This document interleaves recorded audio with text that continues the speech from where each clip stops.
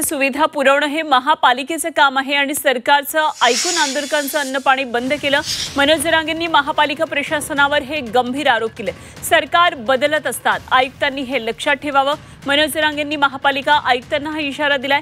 महापालिकेचा रस्ता मोकळा करा, जरांगेंनी आंदोलकांना हे आता आवाहन केलंय आणि मुंबईकरांना त्रास होणार नाही याची काळजी घ्या असंही आवाहन आंदोलकांना जरांगेंनी केलंय। बदल होत असतो त्या टायमाला सगळा हिशोब होणार आहे। त्यांचं नाव फक्त लिहून ठेवा, बीएमसीचा आयुक्त कोण आहे। आपल्याला कामाला 10 वर्षांना 20 वर्षांना रिटायर झाल्यावर का होईना मुख्यमंत्र्यांचं ऐकून आमच्या पोराचं पाणी बंद केलं, बाथरूम बंद केले, दुकानं बंद केले। त्या बीएमसीच्या पोरांना तिथं जमलेले आहे आणि आणखी पुढे जमले सीएसटी पैसे जमलेल्या पोरांना विनंती होऊ दे हाल। बघू किती दिवस आपले हाल करतात।